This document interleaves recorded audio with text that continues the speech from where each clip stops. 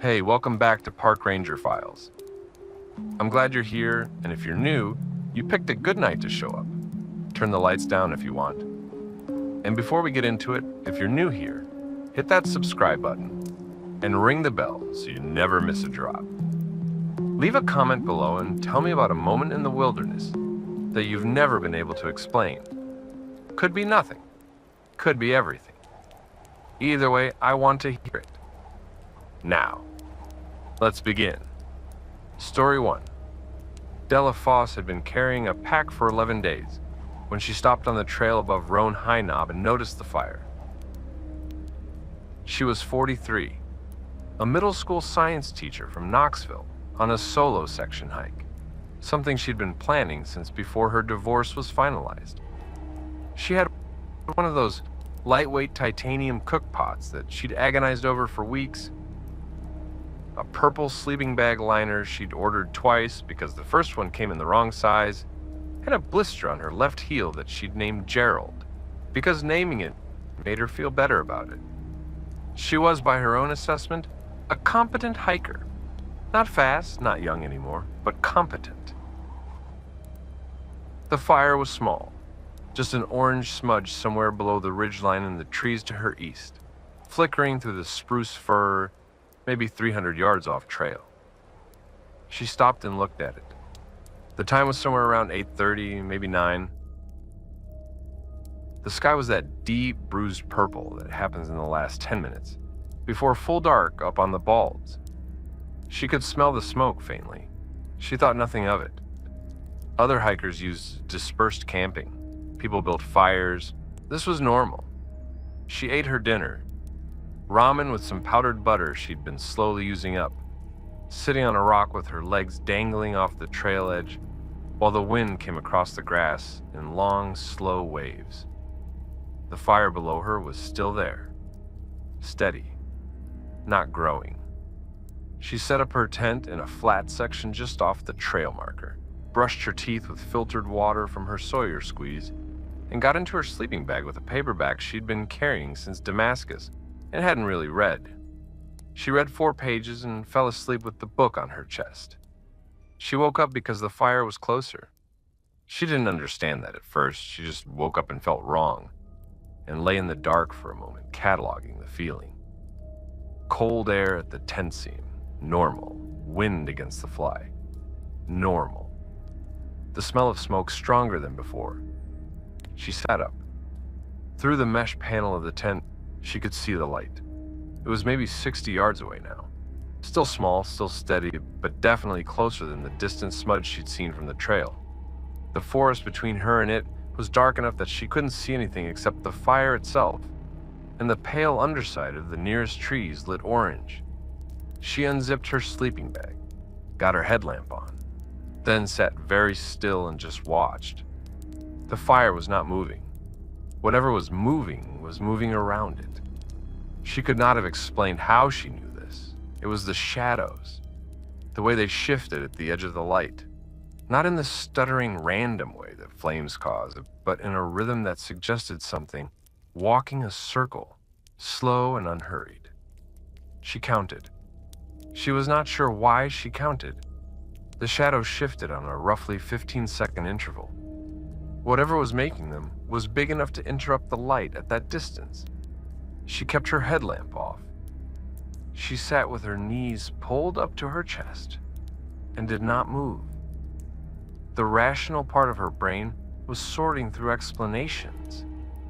Another hiker. A bear circling a campfire someone had abandoned. The way mountain air and slope and tree line could bend light and create optical effects she didn't understand. There were good explanations. The rational part of her brain kept hitting a snag, which was that fires don't move uphill by themselves. Because over the next 40 minutes, it did. Not fast, not in jumps. It just slowly, steadily came up the slope toward the trail. The shadows moved around it the whole time, circling that same slow, patient circle. She did not turn her headlamp on. She did not make a sound. At some point, she realized She'd been holding a breath for too long and let it out very carefully through her nose. When the fire was perhaps 30 yards from the edge of the trail, it stopped. She sat in the dark for what felt like an hour, but was probably 20 minutes, watching the light not move. At some point it went out, just gone, between one moment and the next, like a candle being pinched. The darkness after it was total and absolute and louder somehow than before. She did not sleep again that night. In the morning she packed fast, not rushing, or telling herself she wasn't rushing, and hiked 3 miles north before she stopped to eat anything. The trail above Roan High Knob was empty. Beautiful, actually, the grass pale gold in the early light, the mountains layered blue and gray and blue behind each other to the horizon. She stopped at the bald and looked back south toward where her tent had been. There was no smoke, no char, no sign of any fire from any angle she could see. She spent a long time looking. Then she adjusted her straps and kept walking. She didn't tell anyone about it for 2 weeks. And when she finally did, she told it the way she was telling it now, flatly and in order, because that was the only way she could make it feel real.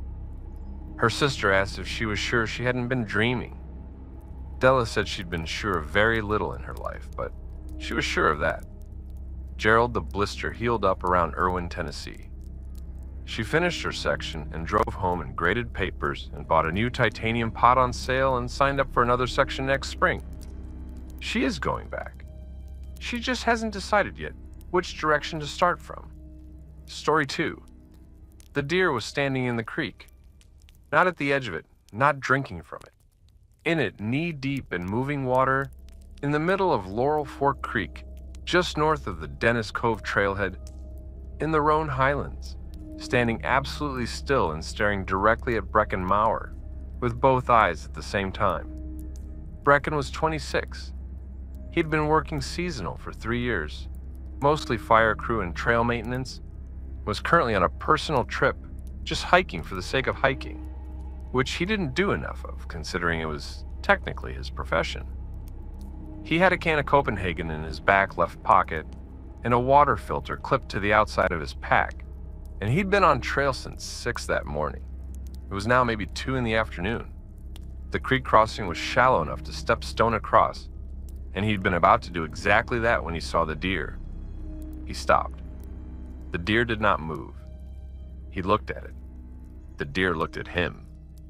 This was normal so far. Deer did this. They froze and watched you, and then one of 2 things happened. They bolted or they decided you were boring and went back to what they were doing. He waited for one of those things to happen. Neither one did. He watched for probably 2 full minutes, which is a long time when you're counting it in your head, and the only sound is the creek moving over rocks. The deer did not blink, or he didn't see it blink, which might not be the same thing. It was a doe. No antlers, no spots, so fully adult. Healthy-looking coat, no ribs showing, nothing obviously wrong with it, except that it was standing in moving water up to its knees and looking at him with an expression he could not stop trying to read, which he knew was stupid.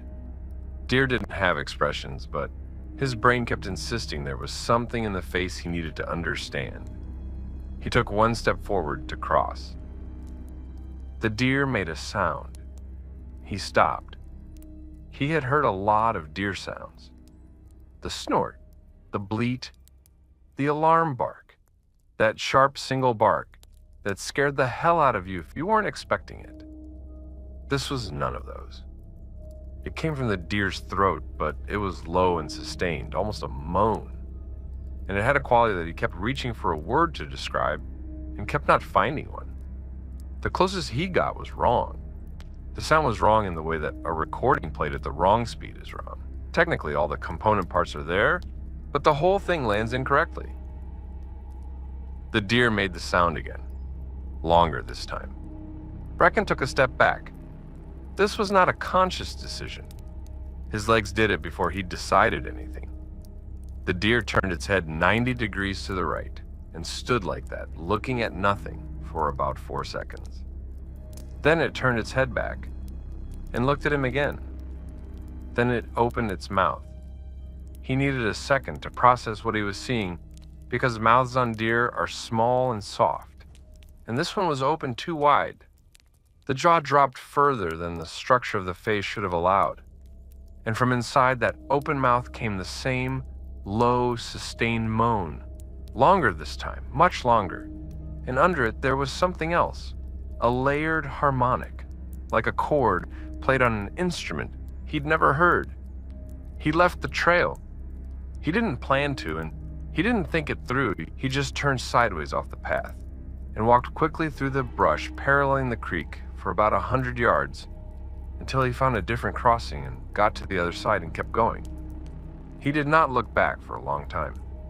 When he finally did, he could not see the crossing he'd been at. The creek curved there, and the trees were dense.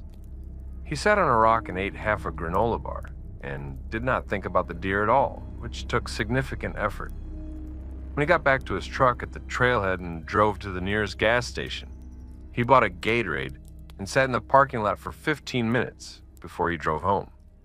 He told his crew chief about it the next week, because the crew chief had been doing backcountry work for 30 years and had heard most things. The crew chief listened without interrupting. Then he asked what color the eyes were. Brecken had not thought about the eyes. He said he didn't know. Brown, probably deer eyes. The crew chief nodded slowly and said he'd probably just seen a sick deer, maybe CWD, chronic wasting disease, could cause strange behavior in the late stages. The jaw thing could be a symptom. The sound, maybe stress vocalization. Brecken said maybe. The crew chief changed the subject, and they talked about a blowdown on the over-mountain trail that needed clearing. That was 3 months ago. The thing Brecken keeps coming back to when he lets himself think about it is not the sound, and not the jaw, and not the 2 minutes of motionless staring. It's the eyes. Because he did remember the color of the eyes. He'd been looking at them for 2 full minutes, and he remembered. They were the wrong color, not brown, not the dark liquid brown of a deer's eye. Something else. Something he keeps trying to name, and keeps landing on the same inadequate word. Wrong. Story 3. Reina Castellano was not supposed to be on that part of the trail. She was 31, a night shift ER nurse from Asheville, on her first solo hike since before nursing school, ate her 20s whole. She'd taken 4 days off, driven to the Nantahala National Forest, and picked a loop she'd found in a guidebook that was rated moderate and promised a ridgeline view she'd been thinking about for approximately 2 years. She was comfortable in the woods. She was not comfortable being alone in them, which was exactly why she was doing it. She made a wrong turn somewhere above Wester Creek. She knew it as soon as she made it, that nagging friction of terrain that doesn't match what you've been told to expect. And she stood on the trail for a while, second-guessing herself, before she pulled out the topo and confirmed that, yes, she was going slightly wrong. She corrected. It cost her about 40 minutes and left her making camp later than she'd planned, in a depression between 2 low ridges where the trees were tight and the ground was damp and flat enough to sleep on. She was eating dinner, tortillas with peanut butter, when she heard the crying. It was a woman's voice, far enough away that she couldn't make out words if there were words, but close enough to hear clearly in the way that sound carries in still mountain air at night. She put her food down and listened. The crying had that specific quality of something that has been going on for a while, raw and exhausted rather than sharp and sudden.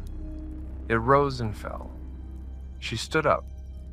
The rational calculation was this: there was a distressed person in the woods, possibly injured, possibly lost, and she was a nurse with a headlamp and a first aid kit and a satellite communicator. She called out, "Hello?" and her voice felt very small going into the trees. The crying stopped. She stood and waited, headlamp aimed into the dark. Nothing. Then she called again and said that her name was Reina, and that she was a nurse, and that if someone needed help, she was right here. The crying started again, closer. She stood very still and listened. It was approaching from her left, through the trees upslope, moving toward her camp. She could not hear footsteps, just the crying, which is something she would think about later, because a person moving through underbrush in the dark makes noise, feet on leaves and sticks and ground. But all she could hear was the voice getting closer. She called out again. Nothing changed. The crying kept coming. When it was maybe 30 yards away, she turned her headlamp off. She did this without thinking, and she's not been able to fully explain why. Some reflex, some old animal thing under the nursing training and the rational brain that said, "Do not let it see you." She crouched behind a downed log and held very still and pressed her back against the bark and watched the dark. Whatever was making the sound passed within 15 feet of her. She knows this because at its closest point, she could hear the texture of it, the breath beneath the crying, the way the inhale came. She could not see it. The tree cover was total. No moon that night. She had her hand on the satellite communicator in her hip pocket, and she did not press the button. She was not sure why. She sat in the dark and did not move and waited. The crying moved past her and downslope, continuing south along the depression. It got quieter as it moved away. At some point she realized it had stopped, and she didn't know exactly when, which meant she didn't know how long she'd been sitting against that log in the dark. She slept in her tent that night with the zipper held shut with a carabiner. In the morning, there were no tracks in the soft earth around her camp that she could attribute to a person.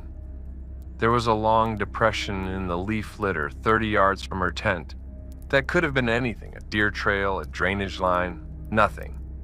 She hiked out the next morning a full day early and drove back to Asheville with the heat on even though it wasn't cold. She went back to work 2 days later. She has done 2 more solo trips since then, and she takes them both seriously and carefully. And she tells herself what she heard was a fox, because foxes in distress sound almost exactly like a crying woman. She knew this. She'd heard it before. She tells herself that almost every time she thinks about it. The fox explanation. She keeps it close.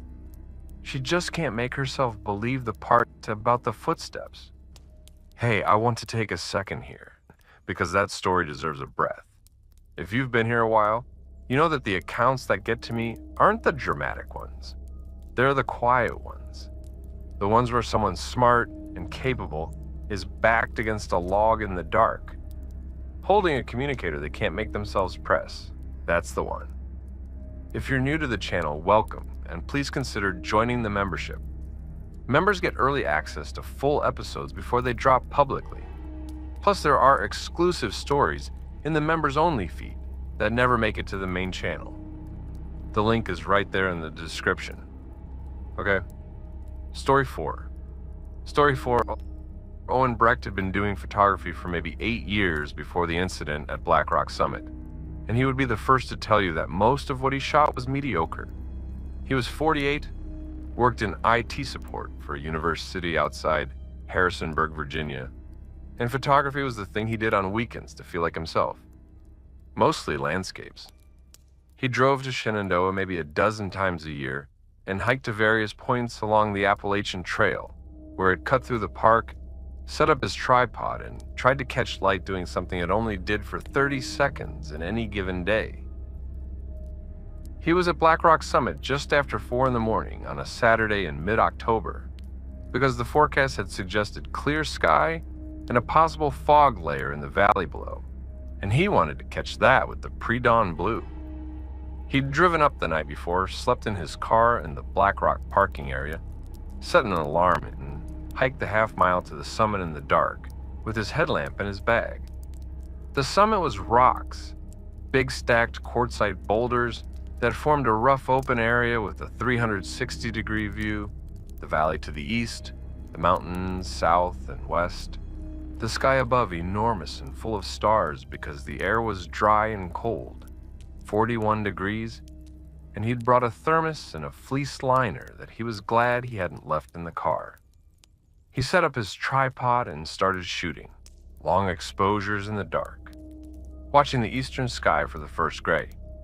He had his phone in airplane mode to save battery and his thermos between his feet, and he was genuinely happy, which was not always something he could say at 4 in the morning.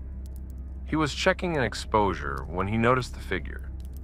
It was standing at the southern edge of the rock field, maybe 40 feet from him, just standing, arms at its sides. He could see the silhouette against the slightly lighter sky. He had not heard anyone approach, but the wind was coming from the north, so that was possible. He called over, "Hey there," just to be sociable, because he thought it was another photographer or an early hiker. It didn't respond. He looked at his exposure result, looked back up, still standing there. He said hello a little louder this time. Still nothing. The figure was not moving at all, just standing at the edge of the rocks with the valley behind it, arms straight at its sides, and he could not make out anything about it except the shape, which was human enough in outline to be a person and wrong enough in its proportions for him to keep looking. The arms were too long. He almost talked himself out of this. Optical illusions were abundant in low light, foreshortening, the way darkness ate the joints and left only vertical lines. But the more he looked, the more convinced he became that the arms of the figure at the southern edge of Black Rock Summit extended past where arms should end, the hands somewhere near the knee level, maybe lower. The whole silhouette stretched in a way that did not quite map onto a person, even if that person were extremely tall. He turned his headlamp on and aimed it. The figure was gone. Not gone as in it had walked away. Not gone as in he'd been looking in the wrong direction. Gone as in the rock field where it had been standing was empty, and he could see the whole edge of the summit from where he was standing, and there was nothing there. He sat very still for a moment. Then he took his camera off the tripod, picked up the tripod, and walked back to the parking area without looking behind him, which took considerable effort. He drove to a diner outside Luray that opened at 5 and drank 2 cups of coffee and ate eggs he barely tasted while the sun came up through the window. He went back to Black Rock 3 weeks later, in daylight, with a friend. He told the friend he wanted to shoot the fall color from the summit, and that was true. He stood at the southern edge of the rock field and looked at the drop and the valley and the long view, and felt nothing unusual and was glad. He still goes to Shenandoah. He still shoots at pre-dawn. He just doesn't go to Black Rock alone anymore, and he's not entirely sure why he feels like that's the right call. Because what he saw was almost certainly nothing. He can list the explanations: rock shadow, another hiker who left quickly, a trick of low-light perception on an eye that had been staring at a screen for an hour. Almost certainly nothing. He's mentioned it once to his daughter, who looked it up on her phone immediately and found several accounts from Black Rock Summit of similar figures seen at night, long-limbed, still, present, and then not present. He told her to put her phone away. She did.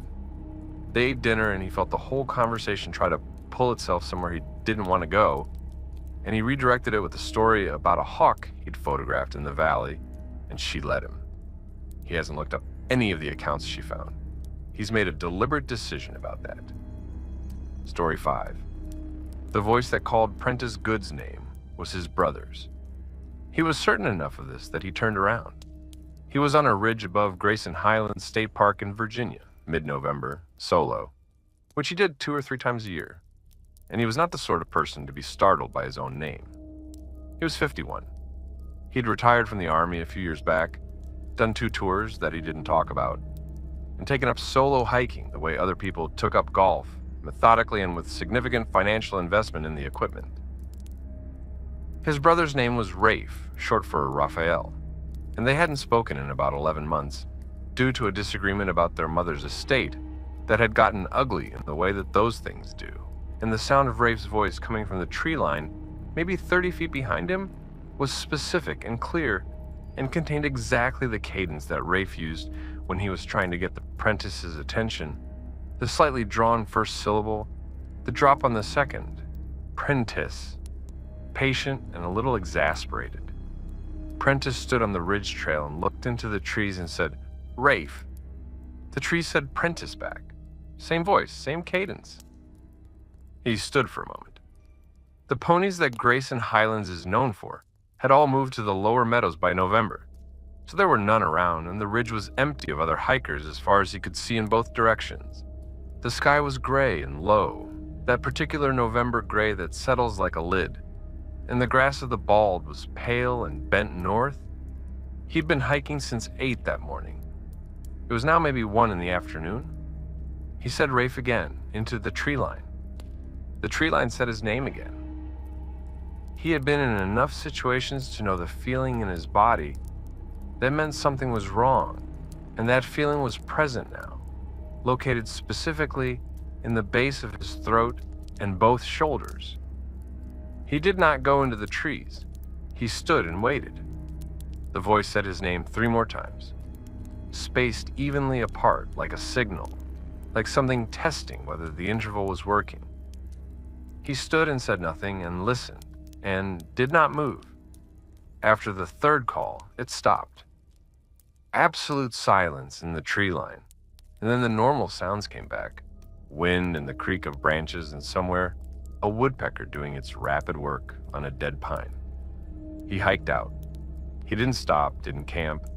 He covered the remaining miles to the parking area in good time, and drove to Abingdon and ate dinner at a diner, and sat at the counter, and told himself what he'd heard was a bird, because there are birds that mimic, gray catbirds and mockingbirds, and occasionally starlings, and sound in mountain terrain carries in strange ways, and the valley acoustic effects could plausibly reshape a natural sound into something that resembled a familiar voice.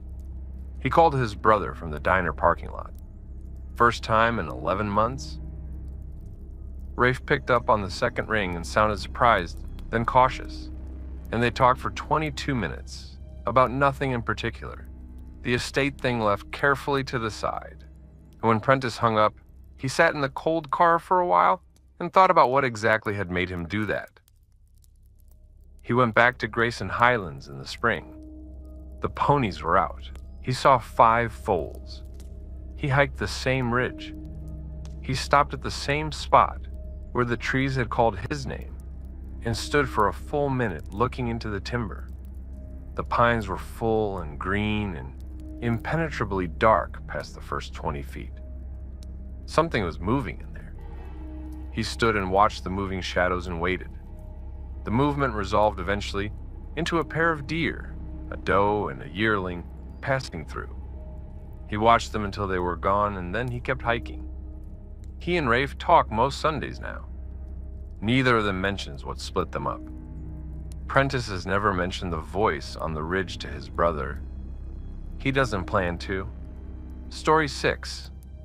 Tamsin Voke had done the 100-mile wilderness in Maine twice before, and both times she'd done it the right way, which in her estimation meant slowly and with attention. She was 38, had quit a marketing job the year before to do a full-through hike, and had made it from Springer to Cotadine in just under 5 months, which was not record time but was hers. She kept a handwritten journal, not a blog, a composition notebook she'd bought at a dollar store in Damascus, Virginia, and had carried the whole way. She was in the 100 miles, 6 days out from Monson, when she found the campsite. She hadn't been looking for it. The shelter listed for that section of trail was another 4 miles north, too far to make before dark, and she'd been scanning for flat ground when she saw the fire ring, neat and recently used, with a good flat space around it and a bear hang already rigged between 2 birches. Someone's camp, she figured, or a frequently used dispersed site. She was glad for the fire ring and the flat space, and she set up and ate and got her bear hang up alongside the existing cord. The journal entry from that night is the one she reads back and still can't fully account for. She'd written for maybe 20 minutes by headlamp, and then closed the notebook and lay in her sleeping bag listening to the forest. She wrote that the sounds were wrong. She couldn't get a more specific in the journal, and she can't now. The insects were there. The wind was there. But underneath it, at a level that was almost below hearing, there was a vibration she felt more in her chest than her ears, low and steady, like a machine far away. But there were no machines out there. She was 30 miles from the nearest road. She lay for a long time and listened to it, and at some point fell asleep. She woke up to voices. Specifically, she woke up to the sound of people talking in the camp, calm, conversational, 2 voices at least. She lay in her tent for a moment thinking another hiker had come in and was setting up. This was normal, shelters were shared. She reached for her headlamp and then stopped. The voices were speaking at the same time, not talking over each other the way people interrupted each other or spoke quickly. They were speaking in unison, both voices, the same words, the same tempo. And she couldn't make out the words, which was the other thing, because they were close, 10 or 15 feet from her tent at most, but the words wouldn't resolve into meaning. They kept slipping just past intelligibility, the way a word will when you've heard it too many times in a row. She lay in the dark with her hand on her headlamp and did not turn it on. The voices continued for maybe 5 minutes. Then they stopped. Silence. The full kind, even the insects were quiet. And then the low vibration she'd felt before was gone too, and the insects came back slowly, first one, then another, and in another few minutes, the forest sounded normal again. In the morning, she saw the camp. The fire ring was cold. The bear hang cord she'd tied alongside the existing one was intact. She walked a circle around the site and looked at the ground, which was mossy and damp enough to hold impressions. She found her own boot prints clearly. She found some older partial impressions that she couldn't date. She found nothing recent. She hiked out to Applebridge and ate a burger and refilled her water and sat at a picnic table writing in her journal. The entry from that morning has a line she put a box around, which she does to mark things she can't work out. It says, "Either there were 2 people who left no tracks, or I dreamed it, but I was awake. I know I was awake." She finished the trail. She summited Katahdin in light rain on a Tuesday morning and cried a little, which she was not embarrassed by. She's already planning a second through hike in 2 years, Maine to Georgia, the other direction. She'll pass through the 100-mile wilderness again. She doesn't know if she'll camp in that same spot. She thinks she probably will. She's not sure why. Story 7. There's a section of trail in southwestern Pennsylvania, just north of the Maryland border, where the AT threads through a strip of mixed hardwoods above a creek called Tom's Run. And in late August, that creek is low and clear, and you can see the bottom for 10 feet in any direction. Ferris Calloway was fishing it on a Thursday afternoon, not on the AT, but parallel to it, working upstream from a Forest Service road, where he'd parked his truck. He was 63. He'd been guiding bear and deer hunters in the area for 22 years, and he fished Tom's Run 2 or 3 times a summer. Always alone, always midweek when the trail traffic was light. He knew that section of forest, the way you know a room you've lived in for years. He knew where the bedrock made the water pool into a good hole.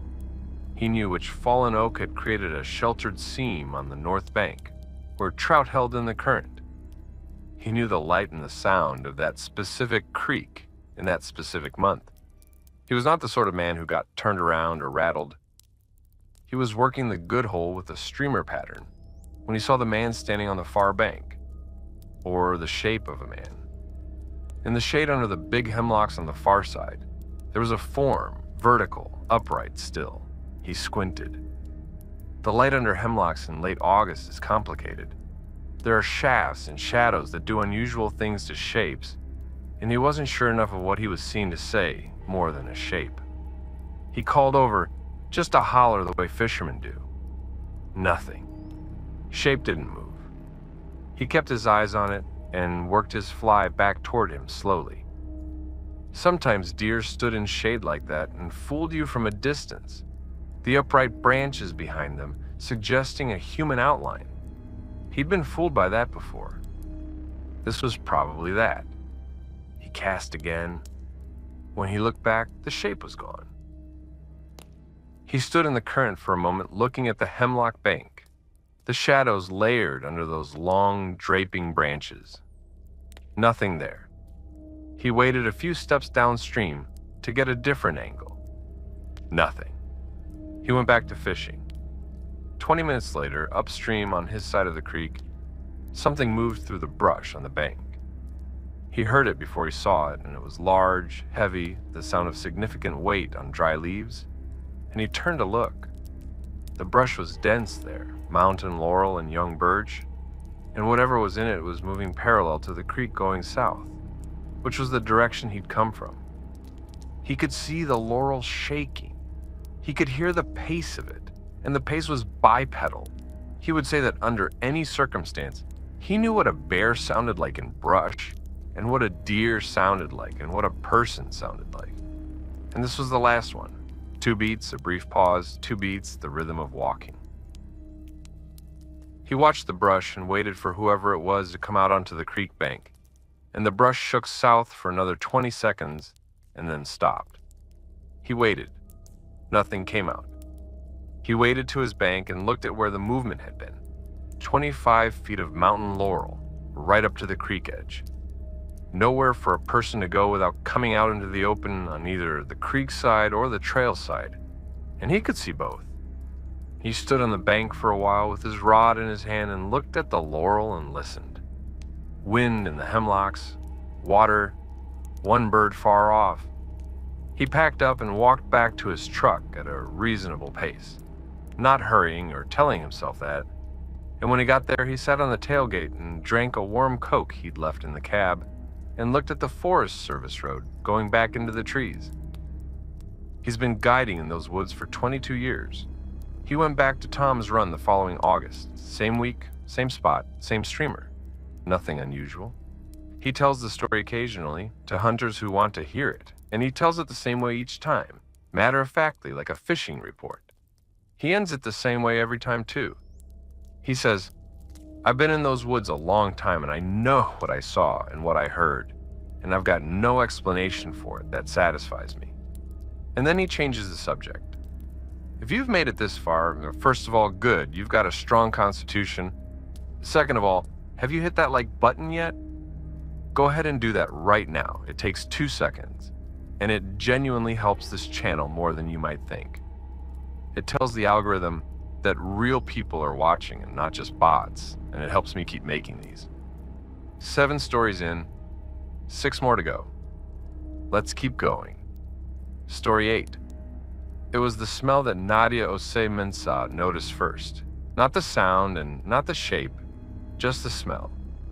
And even before she was fully awake, she knew something was outside her tent, and she knew it was not a deer. She was 29 and had been doing seasonal trail maintenance work for the Appalachian Trail Conservancy for 2 summers. She was camped at a shelter on the Maryland section of the trail, near the Annapolis Rock area alone, on a Sunday night in early June. She knew that section well. She'd worked it for 3 weeks and camped in and near that shelter several times. She was comfortable there. She was asleep and then she was awake, and the smell was the reason. Animal was the first thing. Musky and thick and with a warmth to it that suggested something nearby and large. The way a horse smells when you're standing next to one.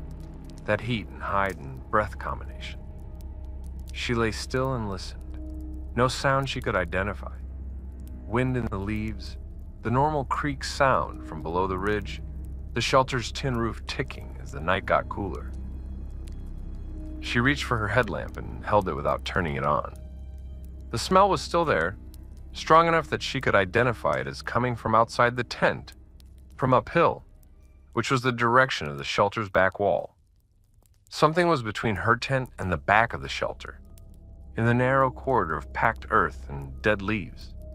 She could not hear it, but she could smell it, and the smell was intensifying slowly, which meant whatever was producing it was getting closer to her tent, or was breathing heavier, or both. She lay with the headlamp in her hand and did not move. Her sleeping bag was good down to 20 degrees, and she was fully inside it. The tent was a double-walled three-season, and she was aware of how little protection it actually represented against anything with intent. The smell peaked and held for what felt like several minutes.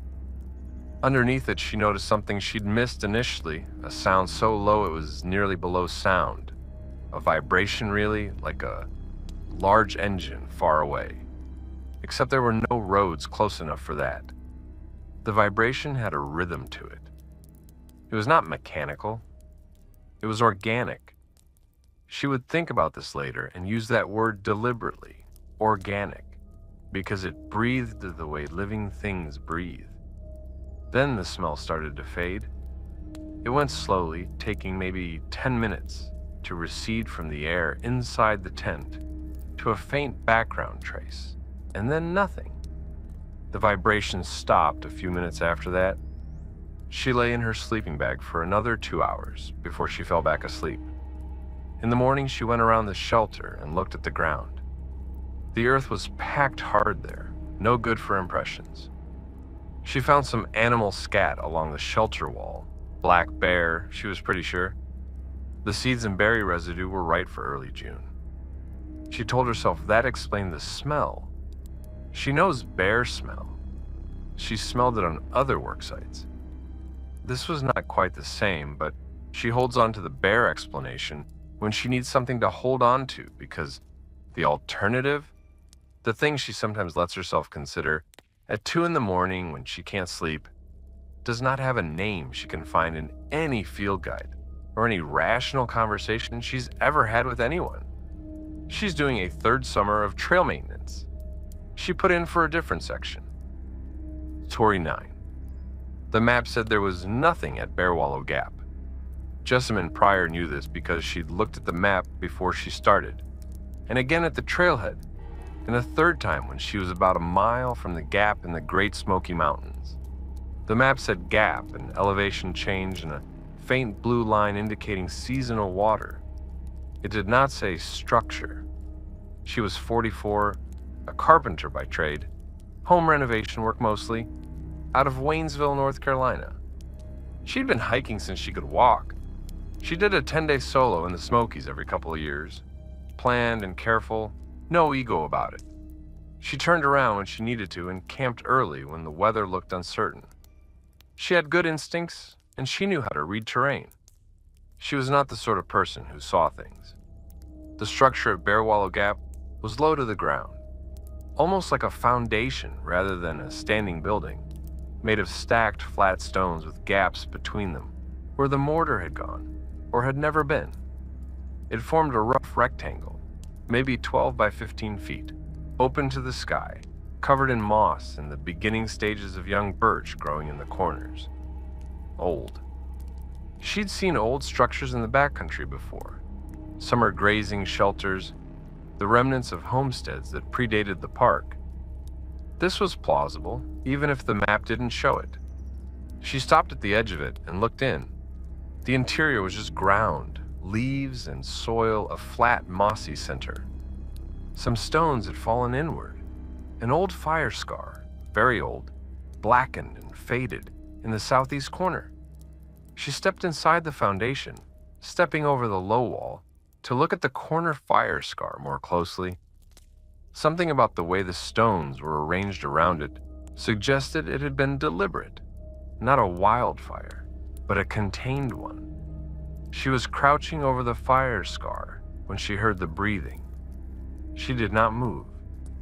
She stayed crouched over the stones with her hand on one of them, and she listened, and it was breathing, slow and deep and very close, from outside the foundation on the uphill side.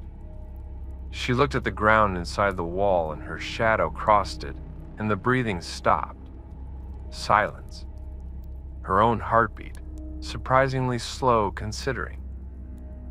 Wind. She stood and turned and looked at the uphill wall of the foundation and saw nothing, just the stacked stones and the moss and the trees behind them. She stepped over the wall and looked behind it. The slope went up, mixed hardwood going dense quickly, nothing visible. She walked a slow circuit around the outside of the foundation. Solid ground, damp, pine needles, and leaf mat. She got back to where she started and stood and looked at the structure. The breathing started again, from inside the foundation this time, from the corner where she'd been crouching. She was standing 8 feet away, with a clear sight line to that corner, and nothing was in it. She stepped back twice, watching. The breathing continued, slow even, the pace of something at rest, something with lungs significantly larger than hers. She counted 4 breaths. On the 5th, she stopped counting and turned and walked north, and did not stop walking for 2 miles.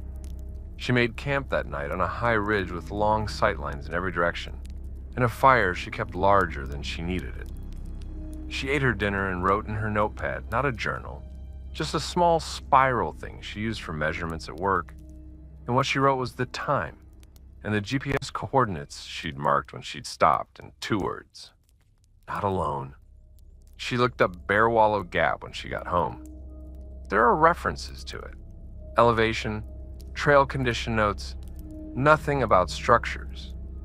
She reached out to the park's backcountry office about the stone foundation, and they said they'd have someone check it out.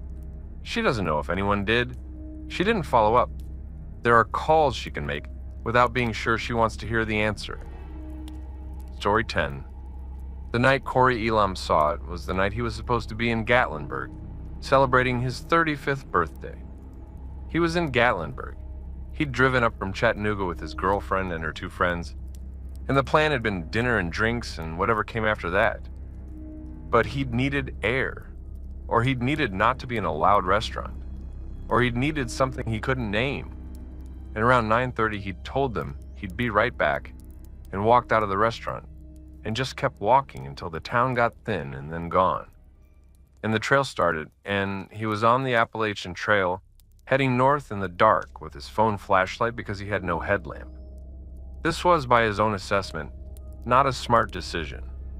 He had good shoes on because he'd worn his hiking boots out of habit, and he'd left his jacket on the chair in the restaurant, which was a problem. The night was clear but cold for October in the Smokies, and the trail climbed fast above the town, and in 10 minutes the lights of Gatlinburg were just a glow below him, and he was alone in the dark. He wasn't scared. He was 35 and felt 40, and he just wanted to breathe mountain air for a while and look at stars and stop being at the table with people he loved who kept asking if he was okay. He was somewhere on the Sugarland Mountain Trail, he thinks, maybe a mile above the trailhead, when his phone dropped below 10% and the flashlight got weaker.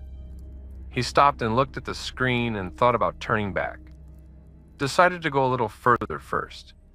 He turned his flashlight off to look at the stars, and that's when he saw the figure on the slope above him. It was standing on the trail, uphill, maybe 40 yards. He could see it because there was enough starlight filtering through the bare upper branches to give shape to things, and the shape on the trail was wrong for a tree. It was upright and it was tall enough that his first thought was it was a hiker in a tall pack. Except there was no pack, and the proportions were off the way things are off when you're looking at something your brain doesn't have a ready template for. He stood on the trail and looked at it, and his phone died. The darkness after the screen went off was very complete. He stood still and waited for his eyes to adjust, and thought about moving very quietly backward down the trail.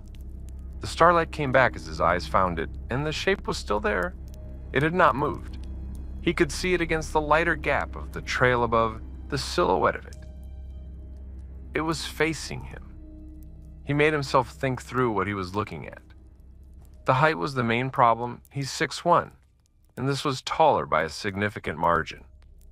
The shoulders were broad and the head was either very large or had something on it. He couldn't tell which.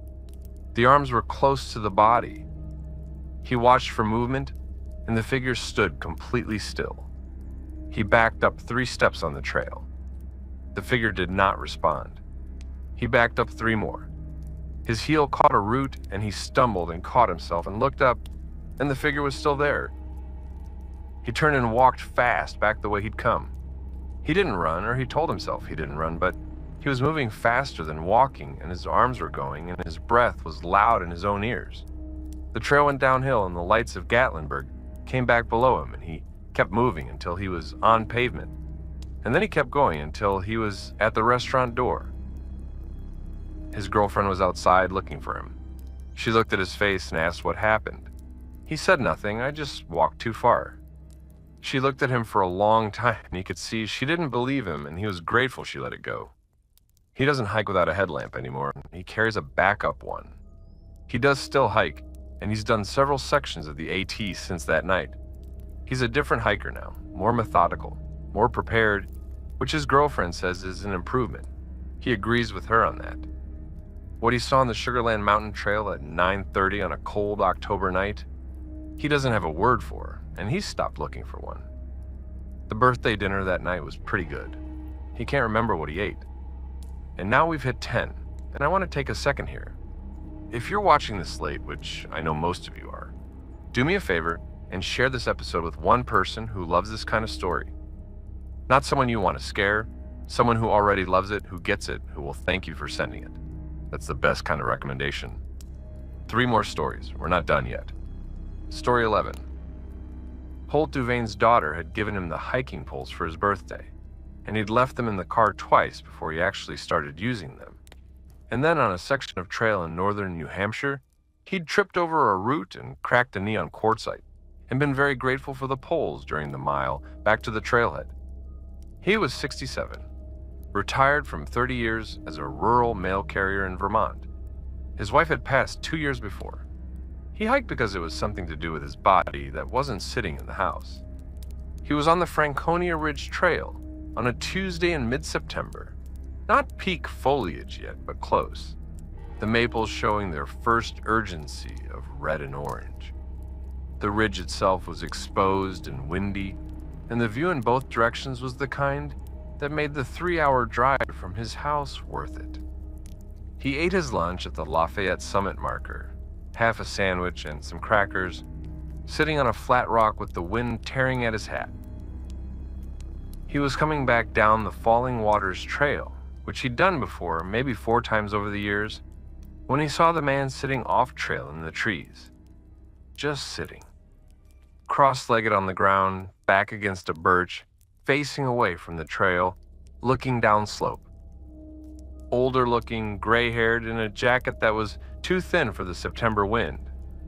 Holt slowed down and looked at him and felt a familiar human obligation to check in, because a person sitting alone in the woods facing downhill looked like several different things, and most of them warranted checking. He called out, "You doing okay over there?" The man didn't respond, didn't turn around. Holt stopped on the trail and looked at him. The posture was upright, not slumped, not injured looking, just sitting. He called again, "Hey, are you all right?" and took 2 steps off the trail toward the man. The man turned around. Holt stopped. He spent a good amount of time since then trying to account for what he saw in those 2 or 3 seconds. And the most precise he can get is that the face was wrong in a way that resolved very quickly into something he could explain. Specifically, he thinks the angle of the light and the shadow of the birch had done something strange with the features. There was a moment where the face looked like no face he'd ever seen on a living person, pale and flat and without the specific geometry that faces have. And then the man smiled, and it resolved back into a face. He said he was fine, just resting his feet. His voice was normal. He had a day pack on the ground beside him, sensible hiking shoes, a water bottle clipped to the pack. Holt nodded and said, "Okay, just checking," and stepped back to the trail and continued down. He did not look back. He could not have told you why, the way he sometimes can't tell you why. He puts one hand on the steering wheel when he changes lanes even on empty roads. Just something in his training or his wiring that said, "Keep moving," and he followed it. The face in the moment before the smile. He sees it sometimes, in the pause before sleep. He tries to map it onto an explanation, shadow, angle, an unusual feature in an ordinary face, and the map almost works, almost. And then some small specific thing comes back to him that he can't account for, and he starts over. He called his daughter that evening from a diner in Lincoln. She asked how the hike was. He said good. The leaves were starting. She asked if he'd used the poles. He told her yes, every step. She sounded pleased. He ate his dinner and drove home in the dark with the radio on and did not think about the face in the trees. He has not entirely stopped thinking about the face in the trees. Story 12. The last miles into Springer Mountain in Georgia are supposed to be ceremonial. That's what every account Vera Masthead read said. The trail comes down off Amicalola Falls and joins the approach trail, and you walk those 8 miles with the knowledge that whatever comes next, you made it. Georgia to Maine, 2,100 miles, done. She was 46. She'd started in March, a retired art teacher from Columbus, Ohio. 3 kids now in college or past it. A husband who'd driven her to Amicalola in the rain and told her he'd be there when she got back. She'd walked for 5 months and 9 days. She'd lost 22 pounds.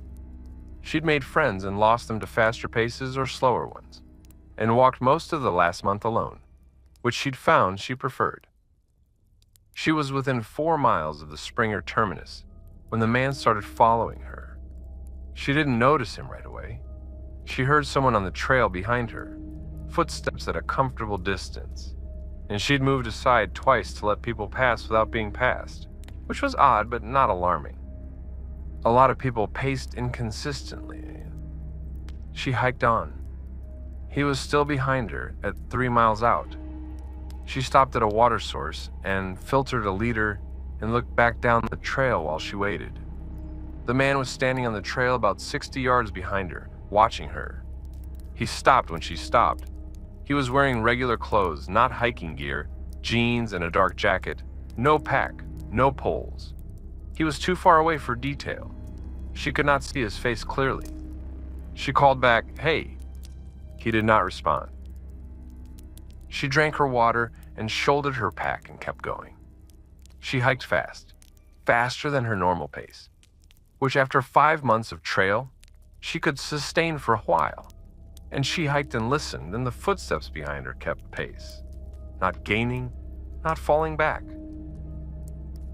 At 2 miles out, another northbound hiker came down the trail toward her, heading south, a young guy doing a day hike with a small pack.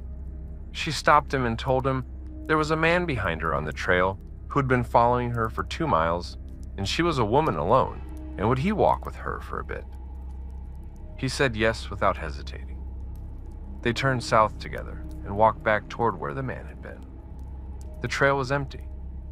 The young hiker walked south with her for 10 minutes, both of them looking, and there was nobody on the trail in either direction. She thanked him. He asked if she was sure she was okay. She said yes, and she was close enough to okay that yes was accurate. He headed south. She turned north. She summited Springer alone at 3:47 in the afternoon. She sat on the terminal plaque and ate the last of her gummy bears, which she'd been rationing for 400 miles for this purpose. She cried once, briefly, and felt embarrassed, even though there was no one there to see it. Her husband was in the parking lot at Amicalola when she came down 2 hours later. She got into the car and he asked if she was ready to go home, and she said yes. He started the car. She looked out the passenger window at the Georgia trees going dark in the evening and thought about the man on the trail, the way he'd stopped when she stopped, the way the trail had been empty when she went back. She's written about the whole hike, 40,000 words and counting, in a document that she intends to eventually print and bind for her kids. She has written the summit day in detail. She included the man on the trail, everything she could remember, because she decided the account wasn't honest without it. She doesn't know who he was. She does not have a theory that she feels confident about. She is glad she asked the day hiker for help, and she is glad the man was gone when they went back. She does not use the word glad lightly, and she would not trade the ending of that hike for a cleaner one, even if she could. But she'd be lying if she said she wasn't watching the trees when the car pulled out of the Amicalola parking lot and onto the road south. Story 13. There are things Gus Tillerman tells his grandkids about the Cherokee history of the Smoky Mountains, and things he doesn't tell them. He was 72. He'd grown up in Swain County, North Carolina, on the reservation, the Qualla Boundary, and he'd been in and out of those mountains his entire life, first with his grandfather and later with his own sons, and now occasionally with their children. He was not a superstitious man. He was also not a man who confused honesty with courage, meaning he'd learned to say, "I don't know," and leave it at that when "I don't know" was the accurate thing. He was on a section of trail above Forney Creek, the deep western drainage of the park, in a part of the Smokies that most tourists never reached, because the access was long and the terrain was unforgiving on an April morning that had started clear and gotten complicated. The weather in the Smokies in April was weather that made decisions for you if you weren't paying attention. And Gus had been paying attention for 72 years, and still found himself in rain that turned the trail to chocolate and fog that closed the view to 15 feet. He was heading back down toward the trailhead when the fog opened briefly and he saw the man standing on the far side of Forney Creek. The creek was running high from 2 days of rain, dark and fast over the boulders, maybe 30 feet across.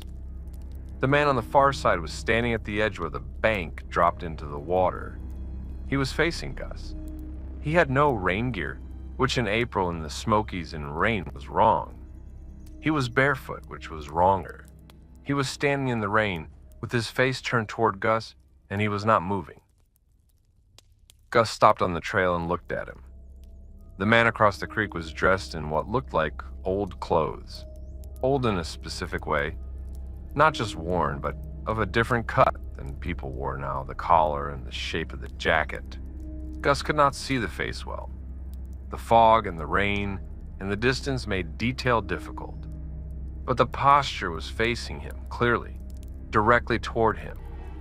He watched for a moment and then called across the creek, asking if the man was all right. The man raised one hand, palm out, slow, just that. Not a wave, not a greeting, just the hand raised. Gus stood on the bank and looked at the raised hand and felt something he didn't have a ready word for in English. The word he had was in Cherokee, and it referred to a particular kind of recognition that didn't mean you knew the person, but meant you recognized that the person existed in a different way than most things existed. That they were here and present, but also somewhere else, and that you should not cross the water to where they were standing. He stood on his bank. The man stood on his bank. The rain came down between them. After a long moment, the fog came back in and the far bank was gone. Gus waited for a while. Then he continued down the trail to the trailhead. He drove to Cherokee and stopped at his sister's house and drank coffee at her kitchen table. She asked him how the trail was. He said wet. She asked if he saw anything. He told her about the man across the creek, what he was wearing, the raised hand. She listened. She asked if he crossed the creek. He said no. She nodded. Didn't ask anything else. They talked about his grandkids for a while, and then he drove home. He has thought about what he saw at Forney Creek many times since, and each time he arrives at the same place, which is that he saw something at the edge of a high creek in a rain, something standing still in weather no person would stand still in, wearing clothes that had no business being in that decade. And he did not cross the water to it, and the fog took it before he had to decide what to do next. And he is grateful for that. And he thinks the decision not to cross was the correct one. He has not been to that section of Forney Creek since. He goes other places. The mountains are enormous, and he knows a great many parts of them. He is in no hurry to go back to that one. His grandkids ask him sometimes what he saw out there over the years. He tells them some of it. He tells them the mountains keep their own records, and that some things they're not meant to read. They're young enough that this sounds like wisdom to them. He's old enough to know it's just honesty. And that's 13. 13 stories, 13 people, and every one of them walked out of the wilderness carrying something they hadn't gone in with. I've said it before, and I mean it. The accounts that stay with me are not the ones with the most dramatic creatures or the biggest scares. They're the ones where a person stands very still in the dark and makes a choice, and lives with what that choice means afterward. If this episode got to you, I would be genuinely grateful if you'd take a second to subscribe and share it. Not because of the numbers, though those do matter, but because these stories deserve to be heard, and there are people out there who've had their own version of every one of them, and who need to know they're not alone in that. Hit the subscribe button, pass this episode to someone, and leave a comment below with the one thing from tonight that you'll still be thinking about at 3 in the morning. I'll see you next time. Stay on the trail.